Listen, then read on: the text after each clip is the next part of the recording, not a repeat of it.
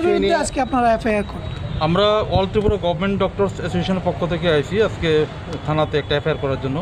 মূলত এফআইআরটা যদিও আমরা একটা এফআইআর করছি, কিন্তু এরকম ঘটনা অনেক হতে আছে। ব্যাপারটা হচ্ছে যে করোনার বিরুদ্ধে সমস্ত স্বাস্থ্যকর্মীরা, পুলিশরা, সাফাই কর্মীরা, সাংবাদিকরা দিনরাত এত পরিশ্রম করতে আছে, সেই পরিশ্রমটারে হেয় প্রতিপন্ন করার জন্য এবং তাদের মনোবল ভাঙার জন্য কিছু দুষ্কৃতী সোশ্যাল মিডিয়া খুব অ্যাক্টিভিটি হয়ে পড়ছে।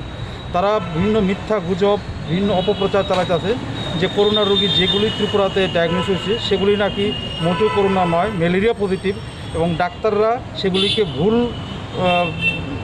রুগীরে করোনা বলে প্রমাণিত করে এসে চিকিৎসা করতেছে, যে কারণে আমাদের ডাক্তারদের এবং সমস্ত স্বাস্থ্যকর্মীদের সামাজিকভাবে খুব হেনস্থার শিকার হইতে হইতেছে। আমরা খুব অপমানিত বোধ করতেছি যে আমরা যেখানে এত মন প্রাণ দিয়ে দিনরাত পরিশ্রম করতেছি, সে আমরা এই পরিশ্রমটারে এমনভাবে অপমান করা এবং মনোবল ভঙ্গা, সেটা একটা জঘন্যতম অপরাধ।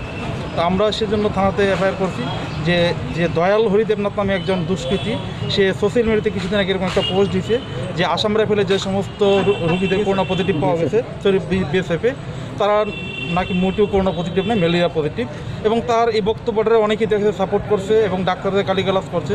তা আমরা এফআইআর করছি ওই লোকটা যাতে অচিরেই গ্রেপ্তার করা হয় এবং তার বিরুদ্ধে যথাযোগ্য শাস্তি প্রয়োগ করা হয় এবং সে একটা দৃষ্টান্ত স্থাপন করা হয় যাতে ভবিষ্যতে অন্য কোনো দুষ্কৃতী এবং সেই রকম অলস মস্তিষ্কের লোক এরকম করার সাহস না পায়। তাতে দেশের এবং সমাজের ক্ষতি হয়, মানুষের মধ্যে ভুল বার্তা যায়। আপনার নাম আর ডেজিগনেশনটা? আমি ডক্টর রাজেশ চৌধুরী, আমি অল ত্রিপুরা গভর্নমেন্ট ডক্টর অ্যাসোসিয়েশনের জেনারেল সেক্রেটারি। আমার একটু